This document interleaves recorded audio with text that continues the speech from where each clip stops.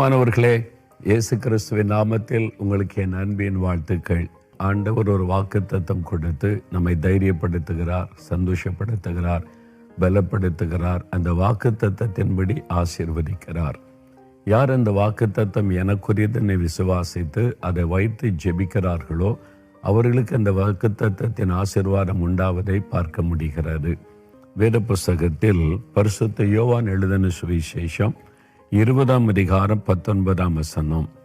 இயேசு கிறிஸ்துவுடைய சீஷர்கள் இயேசு சிலுவையில் அறையப்பட்டு அடக்கம் பண்ணப்பட்ட பிறகு அவங்க ஒரு அறை வீட்டுக்குள்ளே யூதர்களுக்கு பயந்ததினால் கதவுகளை பூட்டி வீட்டுக்குள்ளே முடங்கி கிடக்கிறார்கள். வெளியே செல்லுவதற்கு பயம், ஆட்களை பார்ப்பதற்கு பயம், பலவிதமான பயம் உள்ளத்தில் சூழ்ந்திருக்கிறது. அப்பொழுது இயேசு வந்து நடுவே நின்று உங்களுக்கு சமாதானம் என்றார். என் பிள்ளைகளே, உங்களுக்கு சமாதானம் என்று சொன்னார். அவங்க எதிர்பார்க்கவே இல்லை. இயேசு கிறிஸ்துவை மறுபடியும் உயிரோடு நாம் பார்ப்போம் என்று எதிர்பார்க்கவே இல்லை. ஆண்டவர் தன் உயிர்த்தெழுதலை குறித்து சொல்லி இருந்தாலும் அதை குறித்த உணர்வில்லாமல் இருந்தார்கள். இப்போ இயேசு வந்து நின்று சமாதானம்னு சொன்ன உடனே பயமெல்லாம் ஓடி மறைந்து உள்ளத்தில் சமாதானம், ஒரு பெரிய சந்தோஷம் உண்டானது என்பதாக நாம் பார்க்கிறோம். இன்றைக்கு உயிர்த்தெழுந்த இயேசு கிறிஸ்து உங்களை நேரடியாய் சந்தித்து சொல்லுகிறார், என் மகனே உனக்கு சமாதானம், என் மகளே உனக்கு சமாதானம், என் பிள்ளைகளே உங்களுக்கு சமாதானம், பயப்படாதிருங்கள், நான் உயிரோடு இருக்கிறேன் என்று ஆண்டவர் சொல்லுகிறார். ஏதோ ஒரு பயம், பயப்படுகிற சூழ்நிலை வெளியில காண்பிக்காவிட்டாலும் உள்ளத்தின் ஆழத்துக்குள்ள ஒரு காரியம் அப்போது எழும்பி பயமுறுத்துகிறது. அது பயத்தை உண்டாக்குகிறது. வெளியில் இதை காண்பித்து கொள்ளாதபடி சந்தோஷமாய் இருப்பதை போல, தைரியமாய் இருப்பதை போல காட்டி கொண்டாலும் உள்ளத்துக்குள்ள ஒரு பயம் இருந்து கொண்டுதான் இருக்கிறது. அதனால தான் இந்த நாளில் இயேசு கிறிஸ்து சொல்லுகிறார், நீங்கள் பயப்படாதிருங்கள் என்பதாக, உங்களுக்கு சமாதானம் என்று வாக்கு கொடுக்கிறார். அப்போ பயத்தை மாற்றி சமாதானத்தினால் நிரப்பி நம்மை ஆட்கொள்ள ஆண்டவர் விரும்புகிறார். சீஷருடைய வாழ்க்கையில பயந்ததுனால தான் அறை வீட்டுக்குள்ள முடங்கி இருந்தாங்க. இந்த பயமானது வேதனை உள்ளது என்று 1 யோவான் 4ஆம் அதிகாரம் 18ஆம் வசனத்தில் நம்ம வேதத்தில் வாசிக்கிறோம். பயம் உள்ளத்தில் வந்துட்டா நம்முடைய சந்தோஷம் போயிடும், நிம்மதி போயிடும், நம்முடைய உழைப்புகள், நம்முடைய பிரயாசங்களில் பாதிப்பு வரும்.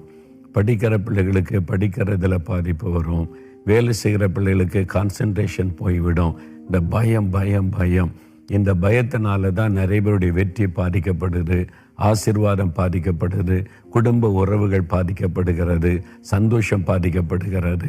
அதனால தான் ஆண்டு சொல்கிறாரு, பயப்படாதிருங்கள், உங்களுக்கு சமாதானம், நான் உயிரோடு இருக்கேன்ல, பிறகு எதுக்கு நீங்கள் பயப்படணும் அப்படின்னு ஆண்டவர் சொல்லுகிறார். மரணத்தை ஜெயித்தவர், பிசாசை ஜெயித்தவர், பயத்தை வென்றவர், உலகத்தை ஜெயித்து உயிரோடு எழுந்தவர் சொல்லுகிறார், உங்களுக்கு சமாதானம். அந்த பயத்தை எல்லாம் மாற்றி உங்களை சமாதானத்தினால் நான் நிரப்புவேன் என்று ஆண்டவர் சொல்லுகிறார். சரி, சீஷர்களை ஆண்டவர் சந்தித்த போது என்ன விதமான பயங்கள் காணப்பட்டது? பயத்தில் கூட விதவிதமான பயங்கள் உண்டு. இயேசு கிறிஸ்து இந்த சீஷர்களை சந்தித்த சமயத்தில் 3 விதமான பயம் அவர்களுக்குள்ளே காணப்பட்டது. அது மாதிரி தான் உங்களுக்குள்ளேயும் ஏதோ ஒரு காரியத்தை குறித்த பயம். ஆண்டவர் உங்களை சந்தித்து இந்த நாளில் இந்த பயத்தை மாற்றி சமாதானத்தை அருளப் போகிறார். முதலாவது ஒரு பயம், மனிதரை குறித்த பயம்.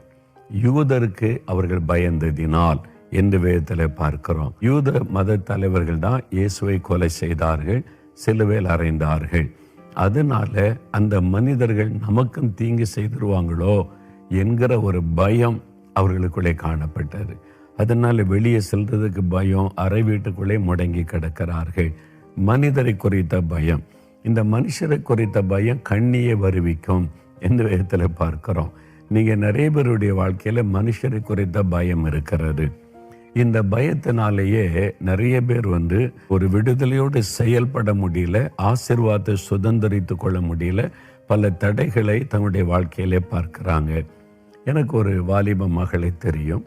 படித்து முடித்த உடனே எனக்கு ஒரு நல்ல வேலை கிடைக்கணும், ஜெபம் பண்ணுங்க அங்கிள் என்று சொன்னாள். ஜெபம் பண்ணின போது கர்த்தர் ஒரு வேலையை கொடுத்தார். ரொம்ப சந்தோஷமாய் ஆண்டவர் ஜெபத்தை கேட்டார். எனக்கு ஒரு வேலை தந்து விட்டார் என்று மகிழ்ச்சியோடு சொன்னாள். சில மாதங்கள் கழித்து வந்து சொன்னாள், இந்த வேலை எனக்கு வேண்டாம், அதை விட்டு விட போகிறேன், அதுக்கு ஜெபிங்க என்று சொல்லுகிறாள். வேலை கிடைக்கிறதுக்கு ஒரு ஜெபம், வேலை விட்டு விடுவதற்கு ஜெபிக்க சொல்றியம்மா, என்ன பிரச்சனை சொல்லு அப்படின்னு சொன்னால், நான் வேலை பார்க்குற இடத்துல எனக்கு மேல் அதிகாரியாக ஒரு சகோதரி இருக்கிறாங்க. என்னை கண்டாலே அவங்களுக்கு பிடிக்கலை. என்னை திட்டிக்கிட்டே இருப்பாங்க, குறை சொல்லிக்கிட்டே இருப்பாங்க, கடினமாக என்னை வேலை வாங்குவாங்க, சம்பந்தமில்லாத வேலையெல்லாம் செய்ய சொல்லுவாங்க. நான் எல்லாவற்றையும் செய்கிறேன், ஆனாலும் எல்லாருக்கும் மத்தியில் என்னை அவமானப்படுத்துவது, என்னை பார்த்தாலே அவங்களுக்கு பிடிக்கலை, திட்டிக் கொண்டே இருப்பாங்க. அதனால் வேலைக்கு போகிறதுக்கு எனக்கு பயமாக இருக்குது. இன்றைக்கி என்ன சொல்லுவாங்களோ, என்ன திட்டுவாங்களோ, என்ன குறை சொல்லுவாங்களோ, எப்படி என்னை அவமானப்படுத்துவாங்களோ, அவங்கள ஃபேஸ் பண்ணவே எனக்கு பயம். அதனால் எனக்கு வேலைக்கு போகிறதுக்கே பயம், நடுக்கத்தோடு போகிறேன், எனக்கு இந்த வேலை வேண்டாம். அப்போ அந்த மகளோடு நான் பேசி வேறு வசனத்திலேருந்து சில ஆலோசனைகளை சொல்லி, இந்த மாதிரி நீ ஜெபிக்கணும், இயேசு கிறிஸ்துவன் கூட வருகிறார், நீ தனிமையான ஆள் கிடையாது, நீ பயப்படாதே, நான் உன்னோடு இருக்கிறேன்னு சொல்லி இருக்கிறார். முதல்ல அதை விசுவாசித்து என் கூட நீங்கள் வர்றதுனால எந்த பிரச்சனை நான் ஃபேஸ் பண்ணுவேன், ஆண்டவரே என்னை தைரியப்படுத்துங்கன்னு சொல்லிட்டு போ என்று சில ஆலோசனை சொல்லி ஜெபித்து அனுப்பினேன். சரி அங்கிருந்து போய்விட்டாள். மறுபடியும் 2 மாதம் கழித்து வந்தாள். இப்போ சந்தோஷமாய் ஒரு முகமலர்ச்சியோடு வந்தாள். என்ன எப்படி போகிற வேலை அப்படின்னு கேட்டேன். அங்கே நீங்கள் சொன்ன மாதிரியே நான் ஜெபம் பண்ணிட்டு இயேசுவோடு கூட போகிற அந்த பழக்கத்தை ஏற்படுத்தி கொண்டேன். இப்போ என்ன ஆச்சுன்னா, என்னை மேலே இருந்து என்னை வேதனைப்படுத்தவங்கள டிரான்ஸ்ஃபர் பண்ணி அனுப்பிட்டாங்களா, இப்போ அந்த இடத்துல எனக்கு ப்ரொமோஷன் கொடுத்துட்டாங்க, என்னை உயர்த்திட்டாங்க. அவ்வளோதான் ஆண்டவர் செய்கிற அற்புதம். எதை குறித்து நீங்கள் பயப்படுறீங்க? பொல்லாத மனிதர்கள், நீங்கள் வசிக்கிற இடத்துல, வேலை செய்கிற இடத்துல, பிஸ்னஸ் செய்கிற இடத்துல உங்கள் மேலே பொறாமையோடு குற்றம் சொல்கிறவங்க, டிஸ்டர்ப் பண்ணுறவங்க, உங்களுடைய உயர்வை தடுக்க நினைக்கிறவங்க இருக்கத்தான் செய்வாங்க. ஊழியத்திலே இருக்கிறாங்க, சபைக்குள்ளே இருக்கிறாங்க, பிறகு உலகத்தில் இருக்க மாட்டாங்களா? அப்படி இருக்கத்தான் செய்வாங்க. அதனால் இந்த பொல்லாத மனிதர்கள், பொறாமை கொண்ட மனிதர்களால் சில பிரச்சனைகள் வருவதற்கு காரியங்கள் இருக்கிறது. என்ன பொறாமை அவர்களுக்கு?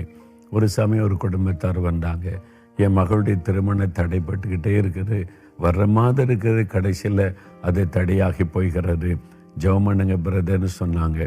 ஜெபிக்கலான்னு சொன்ன அவங்க சொன்னாங்க, எங்கள் ஊரில் எங்களை பிடிக்காத ஒரு குடும்பம் இருக்கிறாங்க, எங்கள் குடும்பத்தில் எந்த நல்ல காரியமும் நடக்க விட மாட்டாங்க. அந்த மாப்பிள்ளை வீட்டார் வந்து சம்மதம் சொன்னாலும் இவங்க மெனக்கெட்டு அங்கே போய் இல்லாத பொல்லாததை சொல்லி திருமணத்தை நிறுத்திடுறாங்க. இந்த மாதிரி பல திருமணத்தை நிறுத்திட்டாங்க. அதனால் இந்த பொல்லாத மனிதர்களை நினைச்சாலே பயமாக இருக்குது, அந்த ஊரில் வசிக்கிறதுக்கு பயமாக இருக்குன்னு சொன்னாங்க. இந்த மாதிரி சூழ்நிலையில் நீங்கள் கூட இருக்கலாம், வேலை செய்கிற இடத்துல, வசிக்கிற இடத்துல. நான் சொன்னேன், மனிதர்கள் தடுக்க நினைக்கிறாங்க, ஆண்டவர் சொல்கிறாரு, நான் செய்ய நினைத்த ஒன்றும் தடைப்படாது. ஆண்டவர் செய்யும்போது அதை யாரை தடுக்க முடியுமா? அவங்க தடுக்கிறாங்கன்னா தேவ சித்தம், இது நல்லதில்லை, உங்களுக்கு பின்னால் நலமாக இருக்காதுன்னு சொல்லி ஆண்டவர் அனுமதிக்காமல் தடை வராது. முதல்ல நீங்கள் அதை விசுவாசிங்க. அவருடைய அதிகாரம் தான் எல்லாவற்றை விட பெரியது. அவர் செய்ய நினைத்த ஒன்றும் தடைப்படாது. அதனால் இந்த மனிதர்களை பார்த்து பயப்படாதுங்க. கர்த்தர் எனக்கு துணை நிற்கிறார், மனுஷன் எனக்கு என்ன செய்வான் என்று தைரியமாக சொல்லுங்கன்னு வேதத்தில் சொல்லியிருக்கல, அது மாதிரி சொல்லுங்க. நான் கடந்து வந்த ஊழிய பாதையில், இந்த 45 வருஷம் ஊழிய பாதையில் எத்தனையோ மனிதர்கள் எழும்பினாங்க. கிறிஸ்தவங்க எழும்பினாங்க, கிறிஸ்தவர் அல்லாதவங்க எழும்பினாங்க, சில அமைப்புகள் எழும்பினது, சில அதிகாரிகள் எழும்பினாங்க. என்னை தடுத்து விட, முடக்கி விட, அழித்து விட என்னென்னவோ காரியம் செய்யப்பட்டது. பயப்படுற மாதிரி தான் காரியம்லாம் அப்படியெல்லாம் வந்தது. ஆனால் ஆண்டவர் வெட்கப்பட விடலை, தோல்வியடைய விடலை, தைரியப்படுத்தி, நீ பயப்படாத, நான் துணை நிற்கிறேன், என்னை தைரியப்படுத்தி ஜெயம் கொடுத்து நடத்தினார். உங்கள் வாழ்க்கையில் கூட இந்த மனிதரால் உண்டாகிற பயம் இயேசுவின் நாமத்தில் இன்றைக்கு விலகட்டும். அந்த பொல்லாத மனிதர்களை விட உங்கள் கூட இருக்கிற இயேசு பெரியவர். அவர் கூட இருந்தால் நீங்கள் இந்த பயத்தை மேற்கொண்டு முன்னேறி போகலாம். கர்த்தர் என்னோடு இருக்கிறார், மனுஷன் எனக்கு என்ன செய்வான்னு தைரியமாக சொல்லி கொண்டு முன்னேறி போகலாம். பயப்படாதுங்க, அந்த பயத்தை கர்த்தர் மாற்றப் போகிறார். 2வது, இவர்களுக்குள்ளே காணப்பட்ட இன்னொரு பயம் என்னவென்றால் மரண பயம். ஏன்னா இந்த மத தலைவர்கள் இயேசுவை கொலை பண்ணிட்டாங்க. பொய்யான குற்றச்சாட்டுகளை சொல்லி, அநியாயமாக பண்ணி, அக்கிரமம் பண்ணி, அநீதியாக அவங்க அதிகாரியோடு பேசி அவருக்கு மரண தண்டனை வாங்கி கொடுத்துட்டாங்க. அப்போ அநியாயமாய் கொலை பண்ணிட்டாங்க. நம்மளையும் கொன்று விடுவார்களோ, ஒரு மரண பயம். இதுதான் பயத்திலே கொடிதான ஒரு பயம். இந்த மரண பயம் என்பது சிலருடைய உள்ளத்தில் எப்பொழுதும் ஒரு மரண பயம். இந்த வியாதியினால் நான் மரிச்சிருவனோ, இந்த பலவீனத்தினால நான் இறந்துருவனோ, என் இருதயத்தில் ஒரு சின்ன வலி வருது, திடீர்னு எனக்கு ஹார்ட் அட்டாக் வந்து இறந்துருவேனோ, பயம். உங்கள் உடம்புல சில பிரச்சனை இருக்குது, சீரியஸ் ஆனது, அதனால் இனிமேல் சிடி ஸ்கேனில் எடுத்து பார்க்கணும் அப்படி சொல்லிட்டாலே ஒரு பயம் வந்துடும். ஐயோ மரண பயம், செத்துருவனோ என்கிற ஒரு பயம். இதுதான் கொடிதான ஒரு பயம், இந்த மரண பயம் என்பது. ஒரு சகோதரர் பாருங்க, அவருக்குள்ள வினோதமான ஒரு பயம். அவர் சொன்னார், அவர்கிட்ட கேட்கும்போது, ஐயா நான் பஸ்ஸில் போனேன்ச்சா பஸ்ஸில் ஏறக்கு எனக்கு பயம், பஸ்ஸு விபத்துக்குள்ளாகி நான் இறந்துருவேனோ அப்படின்னு பயம். எனக்கு பைக் இருக்குது, நான் பைக்கில் போகலான்னா பைக் ஆக்சிடெண்ட் ஆகி மறிச்சிருவனோன்னு பயம் வருது. சரி பைக்கு வேண்டாம், பஸ் வேண்டாம், நடந்து போகலாம், ஆஃபீஸுக்கு சில கிலோமீட்டர் தான் நினச்சா ரோட்டு ஓரத்தில் நடந்து போகும்போது ஏதாவது வாகனம் மோதி இறந்துருவேனோ அப்படி பயமாக இருக்கும். அப்படியே எப்பொழுதும் ஒரு பயம். ஒவ்வொன்றையும் நினச்சி ஆஃபீஸில் போய் உட்காந்தா இந்த ஃபேன் தலையில் விழுந்து இறந்துருவேனோ அப்படி ஒரு பயம் வரும். எது பார்த்தாலும் ஒரு பயமாகவே இருக்குது. இதனை யார்கிட்ட சொன்னாலும் என்னை ஒரு மாதிரி பைத்தியக்காரன்னு நினைப்பாங்க. அது வெளியே சொல்கிறதுக்கும் எனக்கு பயம். என் குடும்பத்தார்கிட்ட சொன்னால் நீங்கள் ஏதோ கற்பனை பண்ணிகிட்டு இருக்கீங்க அப்படின்னு என்ன தான் குற்றப்படுத்துகிறாங்க. இதில் ரொம்ப பயங்கரம் என்னென்னா, இரவு படுக்க போகும்போது ராத்திரிலாம் தூங்காமல் உட்காந்துருப்பேன், லைட்டை ஃபுல்லாக போட்டுட்டு அப்படியே உட்காந்துருப்பேன், சாஞ்சு உட்காந்துருப்பேன். விடியற் காலையில் ரொம்ப டயர்டாகி நான் தூங்கினா தான் உண்டு. அதனால் பல மாதம் ஆச்சு நான் நிம்மதியாக தூங்கி. அந்த பயம் ஏன் அப்படின்னு கேட்டேன். நான் தூங்கி கொண்டு இருக்கும்போதே உயிர் போயிட்டேன்னா அதனால் அந்த பயம். இந்த மரண பயம் இரவும் பகலும் அவரை வாதித்தது பாருங்க. எவ்வளோ கொடிதான் ஒரு காரியம் இல்லை. நான் அவருக்கு வேத வசனத்தை சொல்லி தைரியப்படுத்தி, இந்த பயத்தை உண்டாக்குற பொல்லாத ஆவி அது ஒரு பிசாசின் கிரியை, அந்த கிரியை அழிக்கப்பட ஜெபம் பண்ணி ஆண்டவர் விடுதலை கொடுத்த பிறகு அவருடைய வாழ்க்கையில் ஒரு பெரிய சந்தோஷம். இந்த மரண பயம் சிலர் எந்த நிலைமைக்கு கொண்டு போகும் தெரியுமா? ஒரு சமயம் இலங்கை தேசத்துக்கு ஊழியத்துக்கு போன போது ஒரு கூட்டம் நடந்து கொண்டு இருக்கிறாரு. ஆவியானவர் சொல்லுகிறார், ஒரு வாலிப மகள் இந்த மரண பயத்தினாலே பாதிக்கப்பட்டு எப்பொழுதும் பயம் பயம் பயம். அதனால எந்த நிலைமைக்கு வந்துட்டா, இந்த பயத்தோடு என்னால் வாழ முடியாது, அதனால நான் விஷம் குடித்து தற்கொலை பண்ணி இறந்துடணும்னு முடிவு பண்ணி விட்டாள். அந்த மாதிரி ஒரு வாலிப மகள் வந்திருக்கிறாள். அவளை கூப்பிட்டு விடுதலைக்காக நீ ஜெபம் பண்ணுன்னு சொன்னார். நான் கூப்பிட்ட போது கண்ணீரோடு அந்த மகள் வந்து நின்றாள். அவளுக்கு ஜெபித்த போது விடுதலை. அந்த மரண கட்டு மாறினாரு, பயம் மாறினாரு. அதன் பிறகு பாருங்க சந்தோஷமாய் இப்போ ஆண்டவரை பற்றி அறிவிக்கிற ஊழியம் செய்து கொண்டு இருக்கிறாள். சாத்தான் பார்த்தீங்களா, ஒருத்தருக்குள்ளே மரண பயத்தை கொண்டு வந்து அவருடைய வாழ்க்கையை அழிக்கும்படி போராடுகிறான். உங்களுக்குள்ள இந்த மரண பயம், சிலருக்குள்ள இந்த மரண பயம் வாட்டி வதைக்கிறது. இன்றைக்கு இயேசு விடுதலை தரப்போகிறார். பாருங்க, வேத புஸ்தகத்தில் எபிரேயர் 2ஆம் அதிகாரம் 14-15 வசனம் பாருங்க. சிலுவையிலே அவர் மரணத்தை ருசி பார்த்தார். ஏன்? நம்முடைய பாவம், நம்முடைய வியாதி, சாபம், பிரச்சனை, நிந்தை, அவமானம் எல்லா பாடுகளையும் சிலுவையில் சுமந்து அவர் மரணத்தை ருசி பார்த்தார். மரணத்தை ஜெயித்த 3வது நாள் உயிரோடு எழுந்தார். அவர்தான் மரணத்தை ஜெயித்தவர். எப்படி? மரணத்திற்கு அதிகாரியாக இருக்கிற பிசாசானவனை அவர் ஜெயித்தார், அவருடைய கிரியைகளை அழித்தார். அதனால இயேசு உயிர்த்தெழுந்த பிறகு இந்த மரணத்தை குறித்த பயத்திலிருந்து பூரண விடுதலை. அதனால தான் பாருங்க, சீஷர்கள் அதன் பிறகு பரிசுத்தாவின் வல்லமையினால் நிரப்பப்பட்டு பலன் அடைஞ்ச பிறகு, உயிர்த்தெழுந்த இயேசுவை தரிசித்த பிறகு மரணத்தை குறித்து பயப்படவில்லை. பாருங்க, ஸ்தேவான் அவரை கல்லெறிஞ்சு கொல்லும்போது கூட ஐயோ அம்மானே அலறி கொண்டு சாகலை. சந்தோஷமாய், மரணத்தை குறித்த பயம் அல்ல, மகிழ்ச்சியோட நான் பரலோகத்தை இயேசோடு போகிறேன் என்று தரிசனத்தை கண்டவராய் மரணத்துக்கு தன்னை ஒப்பு கொடுத்தார். பேதுருவை கொலை பண்ண போறாங்க, ஏரோது ஜெயிலில் வச்சிருக்கிறாங்க. நாளை காலை அவர் கொல்லப்பட வேண்டும். ராத்திரில என்ன பண்ணுகிறார்? நிம்மதியாக தூங்குறாரு. ஏன்? நாளைக்கு ஒன்று கொலை பண்ண போறாங்க. யார்? ராஜா சட்டம் போட்டுட்டாரு, தண்டனை கொடுத்துட்டாரு. மரணத்தை குறித்தெல்லாம் பயம் கிடையாது. செத்தா இயேசுவோட பல்லவத்தில் இருப்பேன், அவர் என்னை காப்பாற்றினா அவர் ஊழியம் செய்ய போகிறார், அவ்வளோதான். மரணத்துக்கு குறித்த பயம் இல்லை. பிசாசு மரணத்தை வைத்து பயப்படுத்தினதுக்கெல்லாம் இயேசு முடிவை உண்டாக்கி விட்டார். அதனால பவுல் சொல்லுகிறார், மரணமே உன் கூர் எங்கே, பாதாளமே உன் ஜெயம் எங்கே, மரணத்தை ஜெயித்த இயேசு என் கூட இருக்கிறான்னு தைரியமாக சொல்லுகிறார். நீங்கள் சொல்லலாம், மரண பயத்தை கொண்டு வருகிற பிசாசை இயேசுவின் நாமத்தில் கடிந்து கொள்ளுங்க. இன்றைக்கு உங்களுக்கு ஒரு விடுதலை. ராத்திரில் தூக்கத்தை கெடுத்து மரண பயத்தை கொண்டு வந்து உங்களுடைய வாழ்க்கையை அழிக்க நினைக்கிற பொருளாத சாத்தானை இயேசுவின் நாமத்தில் கடிந்து கொள்ளுங்க. உயிர் தெழுந்த இயேசு, மரணத்தை ஜெயித்த இயேசு என்னோடு இருக்கிறார், அவர் எனக்குள் இருக்கிறார், அவர் சாத்தானே உன்னை ஜெயித்தவர். தைரியமாக நீ வாய்னால சொல்லி ஜெபிச்சு பாருங்க, மரண பயம் விலகிறோம். மரண பயத்தை கொண்டு வருகிற பிசாசு ஓடிடுவான். கட்டாயம் நீங்கள் அற்புதமான மாற்றத்தை இன்றைக்கு பார்க்க போறீங்க. உங்கள் வீட்டில் யாராவது மரண பயத்தோடு இருந்தால் நீங்கள் உடனே பயந்துறாருங்க. கூப்பிட்டு வசனத்தை சொல்லி ஜெபம் பண்ணுங்க. மரணத்தை ஜெயித்த இயேசு நமக்கு இருக்கிறாரு. அவர் சிலுவையில் சாத்தானை ஜெயிச்சிட்டாரு. மரணத்திற்கு அதிகாரிய பிசாசின் தலையை மிதிச்சு வெற்றி சிறந்து விட்டார். நம்ம ஜெபிக்கலாம். நீ ஜெபித்து பாருங்க, உங்கள் குடும்பத்தில் நல்ல ஒரு விடுதலை வந்துவிடும். எதுக்கு பயப்படுறீங்க?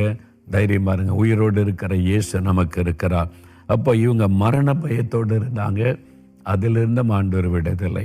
மூன்றாவது அவங்களுக்குள்ளே காணப்பட்ட ஒரு பயம் என்னன்னா, எதிர்காலத்தை குறித்த பயம். இப்போ இயேசு கிறிஸ்து அவங்களை அழைக்கும் போது சிலர் மீனவராக இருந்தாங்க, சிலர் வேலை செய்து கொண்டு இருந்தாங்க. ஆண்டவர் கூப்பிட்டார், என்னை பின்பற்றி வாங்க. எல்லாத்தையும் விட்டுட்டு அவங்க இயேசுவை பின்பற்றினாங்க. வேலையை விட்டாங்க, குடும்பத்தை விட்டாங்க. இனியெல்லாம் இயேசு பார்த்து கொள்ளுவார். 3.5 ஆண்டு காலம் அவங்களுக்கு உணவு, உடை எல்லாத்தையும் இயேசு பார்த்து கொண்டார். இப்போ இயேசு இறந்துட்டாரு, அவர் அடக்கம் பண்ணிட்டாங்க. இனிமே என்ன பண்ணுறது? சாப்பாட்டுக்கு நம்ம என்ன பண்ணுறது? இயேசு இருக்கும்போது அவர் பார்த்துக்கிட்டார். இனி எதிர்காலம் நம்முடைய குடும்பத்துக்கு நம்ம போனால் ஏற்றுக்கொள்வாங்களா? இந்த இயேசுவை நம்பி போனீங்களே, என்னாச்சு? அவங்கள தெருவில் விட்டு போயிட்டாரன்னு சொல்லுவாங்களே. இனி வேலைக்கு போக முடியுமா? சம்பாதிக்க முடியுமா? எதிர்காலம் என்ன? 3.5 வருஷமாக எல்லாத்தையும் விட்டுட்டு வந்தோம், இனி என்ன செய்கிறது? அதனால தான் பாருங்க, சீசர்களில் சிலர் மீன் பிடிக்க போனாங்க. பிழைப்பு இடத்துல சாப்பிடணும் இல்லை, எதிர்காலத்துக்காக மீன் பிடிக்க போனாங்க. என்ன அதையும் பைபிளில் பார்க்கிறோம். இப்போ எதிர்காலத்தை குறித்த பயம். என்ன செய்வது? இன்னைக்கு உங்கள் உள்ளத்தில் எதிர்காலத்தை குறித்த பயம். நாளைக்கு என்ன பண்ணுறது? எதிர்காலத்துக்கு என்ன பண்ணுறது? நிரந்தரமான ஒரு வேலை இல்லை, நிரந்தரமான வருமானம் இல்லை, ஒரு சொந்தமாக ஒரு வீடு இல்லை, வாடகை வீட்டிலே இத்தனை வருஷ காலம் கழிச்சிட்டோம். எப்படி வாழப்போகிறோம்? சூழ்நிலை பார்த்தா சட்டத்திட்டங்கள் மாறுவது, பொருளாதார மாற்றங்களை பார்த்தா பணம் இல்லாமல் படிக்கவும் முடியல, பணம் இல்லாமல் வேலையும் கிடைக்காது, பணம் இல்லாமல் ப்ரொமோஷனை தர மாட்டேங்கிறாங்க. எல்லாத்தையும் லஞ்சம், ஊழல், அநியாயம், அக்கிரமங்கள், அநீதி, இந்த பாவங்கள் பெருகிட்டு இப்போ நம்ம எப்படி வாழ்வது? எதிர்காலத்தை குறித்த ஒரு பயம் நிறைய வாலிபர்களை கவ்வி பிடிக்கிறது. அதை நினைச்சாலே ஒரு பயம். அது மாதிரி பயந்து கொண்டு இருக்கிறீங்களா? உங்களுடைய பிள்ளைகளுடைய எதிர்காலத்தை குறித்து என்ன படிக்க வைக்கிறது, எங்கே படிக்க வைக்கிறது, அதுக்கு என்ன பண வசதி இருக்குது, எல்லாமே எப்படி இருக்குது? என்ட்ரன்ஸ் எக்ஸாம் எழுதுறதுக்கு ஆயத்தப்படுத்துறதுக்கு லட்சக்கணக்காக பணம் கொடுக்க வேண்டியது இருக்குது. எதிர்காலம் எப்படி இருக்கும்? ஒரு பெரிய பயம். இந்த சூழ்நிலையை பார்த்த உடனே ஒரு பயம். அப்படி தானே என்ன செய்ய போகிறோம் என்று அன்று சொல்ல, நான் இருக்கிறவனுக்கு நிகழ்காலம், எதிர்காலம், சகல காலத்தையும் கைக்குள்ளே வைத்திருக்கிற தேவன் அவர். வழி இல்லாத இடத்துல அவர் வழி திறக்க முடியும், இல்லாத ஒன்றை உருவாக்கி கொடுக்க முடியும். அவர் அவ்வளவு அற்புதங்களை செய்கிற ஒரு தேவன். எதிர்காலத்தை குறித்து நீங்கள் பயந்து கலங்கி எப்படி வாழப்போகிறோம் நீ திகைத்து கொண்டு இருக்கிறீங்களா? உங்களுடைய பிள்ளைகளுடைய எதிர்காலத்தை குறித்து கலங்குறீங்களா? எதிர்காலம் அவருடைய கரத்தில் இருக்கிறது. அவர் வாக்கு கொடுத்திருக்கிறார், நான் உன்னை ஆசீர்வதிப்பேன், நீ ஆசீர்வாதமாக இருப்பாய் என்பதாக. ஒரு சமயம் ஆஸ்திரேலியா தேசத்துக்கு நான் ஊழியத்திற்காய் சென்றிருந்தேன். அந்த சமயத்தில் அங்கே ஒரு நண்பரை எனக்கு சந்திக்க நேர்ந்தது. அவர் தென்கொரியா தேசத்தை சார்ந்தவர். அவர் வாலிபனாக இருக்கும்போது நல்ல கடினமாய் உழைத்து படித்து சாதிக்கணும், படிப்பில் நல்ல வேலை செய்து உயர்ந்த நிலைமையில் இருக்கணும்னு எதிர்காலத்தை குறித்த ஒரு கனவு. அதுக்காக இரவு பகலாய் பிரயாசம். அவருடைய தாயார் ஜெபம் பண்ணுகிற ஒரு தாய், இயேசுவை விசுவாசித்தவர்கள். மகனை சர்ச்சுக்கு வா, இயேசுவை தேடு, அவர் தான் உன்னை ஆசீர்வதிக்கணும்னா அதெல்லாம் கிடையாது. எனக்கு கடவுள் நம்பிக்கைலாம் கிடையாது. நம்ம உழைச்சா நம்ம முன்னேறலாம். ஏன் திறமையை வச்சு நான் பெரிய ஆள் ஆகலாம், என் எதிர்காலம் என் உழைப்பில் என் திறமையில் இருக்குது, நான் பார்த்துக்கொள்வேன்னு சொல்லி தாயார் எவ்வளோ சொல்லி பார்த்தாங்க, கேட்கவில்லை. ஆனால் அவன் நல்லா படித்து அந்த உழைப்புக்கேற்ற பலன் கிடைத்ததா, பெரிய படிப்பை படித்து முடித்து நல்ல சர்டிஃபிகேட்லாம் வாங்கி கோல்டு மெடலிஸ்ட்ன்றாங்கள அந்த மாதிரி படிப்பில் அவனுக்கு என்ன ஆசைன்னா ஆஸ்திரேலியாவில் போய் வேலை செய்யணும். எப்படி அந்த தேசத்தின் மேலே ஒரு அட்ராக்ஷன், நிறைய பேருக்கு அமெரிக்கா மேலே அட்ராக்ஷன் இல்லை, இங்கிலாந்து, அது மாதிரி இவருக்கு ஆஸ்திரேலியா தேசத்தின் மேலே. அதனால் படித்து முடிச்சுட்டு தான் சேர்த்து வச்சிருந்த கொஞ்சம் பணத்தோடு ஆஸ்திரேலியா வந்துட்டார். அந்த வாலிப தம்பி வேலைக்கு ட்ரை பண்ணான். ஏன்னா நான் நல்லா படிச்சிருக்கிறேன், திறமை இருக்குது, நான் ஃபஸ்ட்டு மார்க்கெல்லாம் வாங்கியிருக்கிறேன், சர்டிஃபிகேட் இருக்கிறது. பல கம்பெனியில் வேலைக்கு முயற்சி பண்ணினான், இன்டர்வியூக்கு போனான். எல்லோரும் பார்த்தாங்க, தம்பி ஓம் படிப்புக்கு ஏற்ற வேலை எங்கிட்ட இல்லை, நீ ரொம்ப படிச்சிருக்க, ரொம்ப திறமைசாலியாக இருக்கிற, அதுக்கேற்ற வேலை எங்கிட்ட இல்லைன்னு வேலையே கிடைக்காமல் போய்விட்டார். சில மாதங்கள் உருண்டோடி விட்டார். தான் கொண்டு போய் இந்த பணமெல்லாம் கரைந்து விட்டார். இனி பணமெல்லாம் தீர்ந்து இனி வாடகை கொடுக்க முடியாது, சாப்பிட முடியாத நிலைமை, இன்னும் வேலை கிடைக்கல, எதிர்காலம் சூனியமாக்கி விட்டார். நான் எவ்வளோ எதிர்பார்த்தேன், நான் கடினமாக உழைச்சி படித்து பெரிய ஆளை சாதிக்கணும் நினச்ச ஒரு வேலை கூட கிடைக்கலையே. அவன் சோர்ந்து போனான். பல முயற்சி எடுத்து எல்லாமே தோல்வி. இப்போ எதிர்காலத்தை குறித்த பயம். சரி, காசெல்லாம் தீர்ந்து போகுது, பெருசாக நம்ம சொந்த தேசத்துக்கு திரும்பி போடலான்னா அதுக்கும் மனசு இடம் கொடுக்கலை. அங்கே போனால் தோல்வி அடைஞ்சி வேதனையோடு அவமானப்பட்டு நிற்கணுமே. என் கூட படித்த என்னுடைய ஃப்ரெண்ட்ஸ் எல்லாம் நல்ல உயர்ந்த நிலைமையில் இருக்கிறாங்க, நல்லா சம்பாதிக்கிறாங்க, நான் ஒன்றுமே இல்லாமல் போய் நின்ற அவமானம், அதை விட மறித்து விட்டால் நல்லது. பார்த்தீங்களா, அவனுடைய எதிர்காலத்துக்கான ஒரு நம்பிக்கையற்ற நிலைமை வந்த உடனே தற்கொலை பண்ணி செத்துடணும். நிறைய பேர் இப்படி தான், தவறான முடிவு. பரீட்சையில் தோல்வின்னா தற்கொலை பண்ணிடணும், ஒரு காரியம் நடக்கலைன்னா தற்கொலை பண்ணிடணும், ஒரு வழி திறக்கலைன்னா தற்கொலை பண்ணி, அது பிசாசு. உங்களுக்கு ஆசீர்வாதமான எதிர்காலத்தை ஆண்டவர் வைத்திருக்கிறார், அதை அறிந்து கொண்டால் போதும். உயிர்த்தெழுந்த ஒரு ஆண்டவர் இருக்கிறார், உங்களுக்காக அக்கறை உள்ள ஒரு தேவன் இருக்கிறார். இந்த தம்பிக்கு அது தெரியாது. அப்போ அதனால் கடைசியில் ஒரு நாள் விரக்தி அடைந்து தற்கொலை பண்ணி மறித்து விடுவதற்காக ட்ரெயினில் விழுந்து சாகணும் அல்லது கடலில் விழுந்து சாகணும்னு சொல்லி அப்படியே விரக்தியோடு ரோட்டில் நடந்து போகிறான். இதுதான் கடைசி நாள் என்று சொல்லி அப்படி நடந்து போய்கொண்டிருக்கிற சமயம் அந்த ரோட்டு ஓரத்தில் ஒரு சபை, சர்ச் இருந்தது. அந்த சர்ச்சினுடைய வாசல் திறந்திருந்தது. அவன் நடந்து போகும்போது தற்செயலாக திரும்பி பார்த்தான், ஆலயம் திறந்திருக்கிறது. அங்கே ஆட்கள் இல்லை, ஆராதனை நேரமும் அல்ல, ஆனால் ஆலயத்தை திறந்து வச்சிருக்கிறாங்க, யார் வேணாலும் ஜெபிக்கலாம் என்று வச்சிருக்கிறாங்க. உள்ளுக்குள்ள சிலுவை வைக்கப்பட்டிருக்கிறது. அவன் திரும்பி பார்த்த உடனே அவன் உள்ளத்தில் ஒரு எண்ணம் வருது, தன் தாயார் ஜெபிக்கிறவங்க, இயேசுவை விசுவாசிக்கிறவங்க சர்ச்சுக்கு வாடான்னு கூப்பிட்டாங்க, எனக்கு நம்பிக்கை இல்லைன்னு சொல்லிட்டான். இயேசு தான் அவனை உயர்த்த முடியும், நீ என்னதான் பிரயாசப்பட்டாலுன்னு சொல்லியிருந்த அந்த வார்த்தையெல்லாம் அவனுடைய மனதிலே தோன்றினார். அம்மா சொன்னாங்களே, இயேசு கிறிஸ்து அவர் தான் ஆசீர்வதிக்க முடியும், நான் எல்லாத்திலும் தோல்வி அடைஞ்சிட்டேன், ஏமாற்றம் அடைஞ்சிட்டேன், சரி கடைசி ஒரு முறை இயேசுவில் ட்ரை பண்ணி பார்க்கலாமேன்னு சொல்லி அந்த ஆலயத்திற்குள்ளே போனான். யாருமே இல்லை. அங்கே போய் முழங்கால் படிக்கிட்டான் அமைதியாக. எங்கள் அம்மா சொன்னாங்க, இயேசுவே நீங்கள் தான் ஆசீர்வதிக்கிற தேவன், நீங்கள் தான் வாழ்க்கையை அமைச்சு தருவீங்க, ஆசீர்வதிப்பீங்க, ஜெயம் கொடுப்பேன்னு அம்மா சொன்னாங்க. எங்கள் அம்மா சொன்ன, இயேசுவே எனக்கு உதவி செய்யுங்க, எதிர்காலத்தை குறித்த ஒரு நம்பிக்கை நான் இழந்து நான் இப்போ மரணத்தை நோக்கி போய் கொண்டு இருக்கிறேன், எனக்கு உதவி செய்வீங்களான்னு ஒரு ஜெபம் பண்ணினான். ஆண்டவருடைய பிரசன்னம் அவனை தொட்டார். அவனையும் அறியாதபடி ஏங்கி ஏங்கி அழுதான். ஆண்டவரிடத்தில் தன் மனதை திறந்து சொன்னான், எனக்கு எதிர்காலத்துக்கு வந்து பயமாக இருக்குது, எனக்கு எதிர்காலமே இல்லை, எல்லாம் முடிஞ்சு போச்சு, இனி சாவுதான் என்கிற நிலைமையில் இருக்கிறேன். மனம் கசந்து அழுதான். கொஞ்ச நேரம் அழுது முடித்த போது அவருடைய மனதில் ஒரு சமாதானம் வந்திருந்தார், ஒரு பீஸ். அன்று சொன்னல உங்களுக்கு சமாதானம். இப்போது அந்த எதிர்காலத்துக்கு இந்த பயம் போய்விட்டது, சமாதானம் வந்தது. அவனுக்குள்ளே உண்டான மாற்றம் அவனை ஆச்சரியப்படுத்தினார். குழப்பம் போய்விட்டது, பயம் போய்விட்டது, ஒரு சமாதானம் வந்தது, ஒரு நம்பிக்கை. இல்லை, எனக்கு ஒரு ஆசீர்வாதமான எதிர்காலம் இருக்குது. எங்கள் அம்மா சொன்ன அந்த இயேசு கிறிஸ்து அவர் எனக்கு ஒரு நல்ல வாழ்க்கை அமைச்சு தருவார், அப்படின்ற விசுவாசம் உள்ளத்தில் வந்தது. அவன் சந்தோஷமாய் திரும்பி போனான். பாருங்க, அவனை ஆண்டவர் கைட் பண்ண ஆரம்பித்தார். ஆண்டவர் ஆலோசனை கொடுத்தார். தம்பி, இந்த சர்டிஃபிகேட்லாம் ரூமில் வச்சிரு, ஏதாவது ஒரு வேலை கிடைக்கட்டேன்னு தேடு முதல்ல. இப்போ சாப்பாட்டுக்கு வழி உண்டாக்கிக்கொள். ஆண்டவர் ஒரு வழி திறந்தார். அவன் போனான், ஏதாவது வேலை கொடுங்க அப்படின்னு கேட்டான். கடினமான ஒரு வேலை கொடுத்தாங்க. அவன் நினைத்த ஆஃபீஸில் அப்படியே சேரில் உட்காந்து அப்படியே பெரிய ஆஃபீஸராக இருக்கணும், அவன் படிப்பு அப்படி தானே. இப்போ சாதாரண ஒரு வேலை. ஆண்டவரே, எனக்கு இந்த வேலை தந்ததற்காக ஸ்தோத்திரம். இப்போ அவனுக்குள்ள ஒரு பெரிய மன மகிழ்ச்சி வந்து விட்டது. கஷ்டப்பட்டு அந்த வேலையை பாட்டு பாடி ஆண்டவரை துதித்து கொண்டே செய்ய ஆரம்பித்தான். அவனுடைய மேலதிகாரி கவனித்தார். நிறைய பேர் வேலை பார்க்குறாங்க, இவன் வித்தியாசமாக இருக்கிறான்னு சொல்லி அவர் ஒரு நாள் அவனை கூப்பிட்டு சொன்னார், தம்பி, நீ ரொம்ப உற்சாகமாக வேலை செய்கிற, சந்தோஷமாக இருக்க, எப்போமோ நீ வித்தியாசமாக இருக்கிற.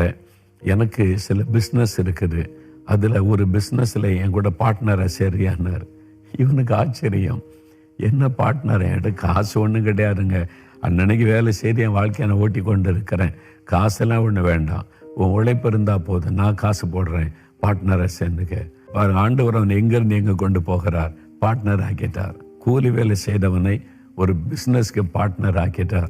அவன் திறமையாக செயல்படும்படி ஆண்டவர் ஆசீர்வதித்து அவனை நல்லா பயன்படுத்த பிஸ்னஸ் வளர்ந்தது, பெருகினது. நல்ல ஜெபம் பண்ணுவான், ஆலயத்துக்கு போவான், கர்த்தரை தேடினான், பற்றி கொண்டான். அடுத்த அந்த ஒரு நாள் வந்தது. அவர் சொன்னார், எனக்கு பல பிஸ்னஸ் இருக்குது, நீ உண்மை உத்தமாக என் கூட இருந்திருக்கிற, இந்த பிஸ்னஸை நீயே வச்சுக்க. அந்த பிஸ்னஸுக்கே ஓனர் ஆக்கிட்டார். பாருங்கள், தேவன் அவரை உயர்த்தி எவ்வளோ அருமையான வாழ்க்கை. நான் அவரை சந்தித்த போது மனைவி, பிள்ளைகள், குடும்பமாக இருந்தார். தன்னுடைய அனுபவத்தை என்கிட்ட சொன்னார். அவர் சொன்னார், எதிர்காலத்தை குறித்த ஒரு பயம், கலக்கம், தற்கொலை நோக்கி ஓடினேன். இயேசு என் வாழ்க்கையிலே குறுக்கிட்டார், பயத்தை மாற்றினார், நல்ல வாழ்க்கை அமைத்து கொடுத்த இன்றைக்கு நான் அநேகருக்கு வேலை கொடுக்கிற அளவுக்கு என்னை முதலாளியாய் ஆண்டவர் மாற்றி பலருக்கு நான் வேலை கொடுத்திருக்கிறேன். எனக்கு வரக்கூடிய வருமானத்தில் அதிகமாய் நான் ஆலயங்களை கட்டி கொடுக்கிறேன். அங்குதானே இயேசு என்னை சந்தித்து என் வாழ்க்கையை மாற்றினார் என்று சந்தோஷமாய் சொன்னார். நான் நேரடியாக அவரை பார்த்தேன். எனக்கு அன்பானவர்களே, எனக்கு அன்பான வாலிப தம்பி, வாலிப மகளே, உனக்கு ஒரு ஆசீர்வாதமான எதிர்காலம் இருக்கிறது. சாத்தான் உன்னை பயமுறுத்துகிறான். இல்லை, இப்போ உள்ள சூழ்நிலைக்கு உன்னால் ஒன்றும் பண்ண முடியாது, இன்னும் அவ்வளோதான் என்று பயமுறுத்துகிறான். இயேசு சொல்கிறார், பயப்படாதே மகனே, மகளே, நான் இருக்கிற உனக்காக சிலுவையிலே மறித்து ரத்தம் சிந்தின நான் உனக்கு ஒரு அற்புதம் செய்ய மாட்டேனா? உனக்கு நல்ல வாழ்க்கை அமைச்சு தர மாட்டேனா? உன் பிள்ளைகளுக்கு நல்ல எதிர்காலத்தை நான் அமைச்சு தர மாட்டேனா? என் கையில் இருக்கிறது உன் எதிர்காலம், பயப்படாத, என் கையில் உன் வாழ்க்கையை கொடுன்னு சொல்லுகிறார். அவர் கையில் கொடுத்துறீங்களா? அவர் உறுதியாக பற்றி கொள்றீங்களா? உயிர்த்தெழுந்த இயேசு இன்றைக்கு உங்களை சந்தித்து கொண்டிருக்கிறார். பயப்படாதிருங்கள், உங்களுக்கு சமாதானம். பயத்தை மாற்றி சமாதானத்தை கொடுத்து ஆசீர்வதிக்கிறார். இப்போ ஜெபிக்கலாமா? காயப்பட்ட அவருடைய கைகளை பாருங்க, நொறுக்கப்பட்ட சரீரத்தை பாருங்க. எதுக்காக? உங்களுக்காக, உங்களை ஆசீர்வதிக்க, உங்களுடைய பாவ சாபங்களை எல்லாம் சுமந்து தீர்க்க சிலுவையிலே தன்னை நொறுக்குவதற்கு ஒப்பு கொடுத்த ஆண்டவர், தன்னையே பலியாய் கொடுத்த ஆண்டவர் உங்களை ஆசீர்வதிக்க மாட்டாரா? விசுவாசத்தோடு உங்களுடைய இருதயத்தில் கை வைங்க. இந்த பயம் என்று கூட விலகட்டும். எந்த பயமாக இருந்தாலும் சரி, மனுஷரை குறித்த பயம், மரண பயம், எதிர்காலத்தை குறித்த பயம், பிசாசை குறித்த பயம், அசுத்தாவிகளை குறித்த பயம், எந்த பயமாக இருந்தாலும் சரி, இப்போ மழுத விலகம். தகப்பனே, என்னோடு இணைந்து ஜெபிக்கிறேன், இந்த மகனுக்காக மகளுக்காக ஜெபிக்கிறேன். பயப்படாதிருங்கள், உங்களுக்கு சமாதானம் என்று சொல்லி பயத்திலிருந்து சீசைகளை விடுதலையாக்கி மகிழ்ச்சியாக்கின ஆண்டவர், இந்த மகனை நீ சந்தித்து கொண்டிருக்கிறீர், இந்த மகளோடு பேசி கொண்டிருக்கிறீர். அவருடைய உள்ளத்தில் இருக்கிற பயங்கள் நசரேயனாகிய இயேசு கிறிஸ்துவின் நாமத்தில் விலகட்டும் என்று நான் ஜெபிக்கிறேன். உங்களுக்கு சமாதானம் என்று சொன்னவரே, அருமையான இந்த மகனுக்கு மகளுக்கு இப்பொழுது தேவ சமாதானம் உண்டாகட்டும். அவருடைய உள்ளத்தில் இருக்கிற மனுஷர்களை குறித்த பயம் விலகட்டும். பொல்லாத மனிதர்கள், பொறாமை கொண்ட மனிதர்கள், சூழ்ந்திருக்கிற மனிதர்கள், தீங்கு செய்கிற மனிதர்களை குறித்த பயம் இயேசு கிறிஸ்துவின் நாமத்தில் விலகி போகட்டும். மன தைரியமும் பலனும் உண்டாகட்டும். மரண பயத்தை கொண்டு வருகிற பொல்லாத ஆவியை நான் கடிந்து கொள்கிறேன். தூக்கத்தை கெடுக்கிற ஆவி, மரண பயத்தை கொண்டு வந்து கலங்க பண்ணுகிற ஆவி, இயேசு கிறிஸ்துவின் நாமத்தில் அந்த சத்துருவை கடிந்து கொள்கிறேன். மரணத்தை ஜெயித்தவரே, மரணத்திற்கு அதிகாரியாகிய பிசாசானவனை காலின்களை மிதித்த இயேசுவே, அந்த இயேசு கிறிஸ்துவின் நாமத்தில் நம்முடைய பிள்ளைகளுக்கு இன்றைக்கு ஜெயம் உண்டாகட்டும். நம்முடைய ரத்தத்தின் வல்லமையினால் விடுதலை உண்டாகட்டும். எதிர்காலத்தை குறித்து பயந்து கொண்டிருக்கிறாங்கப்பா. படிப்பை குறித்து, வேலை குறித்து, பிசினஸை குறித்து, குடும்பத்தை குறித்து, எதிர்கால வாழ்க்கை குறித்து இன்றைக்கு இயேசு கிறிஸ்துவின் நாமத்தில் இந்த பயம் விலகட்டும். படிக்கிற பிள்ளைகளுக்கு ஜெயம் கொடுத்து நீர் உயர்வை கட்டளையிடும். நல்ல வேலை, நிரந்தரமான வேலை கொடுத்து வருமானத்திற்கு வழி திறந்து ஆசீர்வதியும். நல்ல குடும்ப வாழ்க்கையை அமைத்து ஒரு சொந்த வீட்டை கொடுத்து ஆசீர்வாதமான வாழ்க்கையை அருளி செய்து மகிழ பண்ணும். கடன் பிரச்சனைகள் மாறட்டும், தேவைகள் சந்திக்கப்படட்டும்.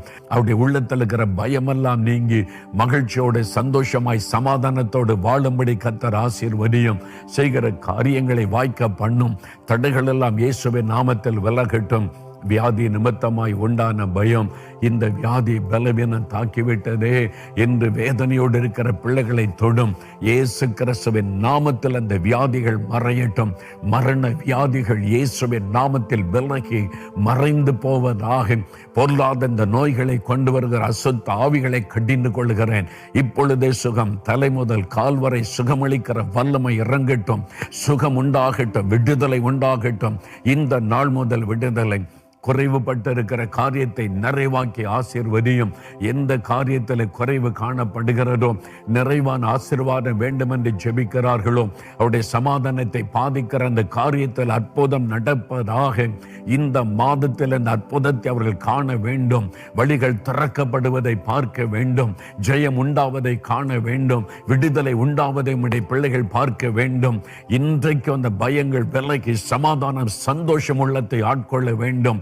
இயேசு கிறிஸ்துவின் நாமத்தில் அற்புதம் நடப்பதாக. அவர்கள் வேண்டிக் கொள்ளுகிற காரியத்தில் அற்புதம் செய்து மகிழ பண்ணுகிறதற்காய் ஸ்தோத்திரம், ஸ்தோத்திரம், ஸ்தோத்திரம்.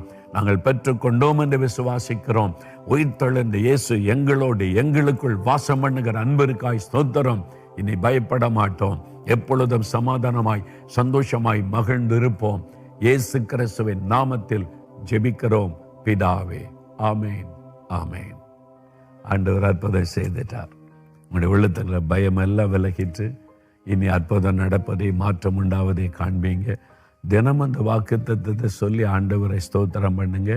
உயிர்த்தெழுந்த ஆண்டவர் உங்களோடு இருக்கிறார் என்பதை விசுவாசித்து துதித்து கொண்டே முன்னேறி போங்க. அற்புதங்களை காண்பீர்கள்.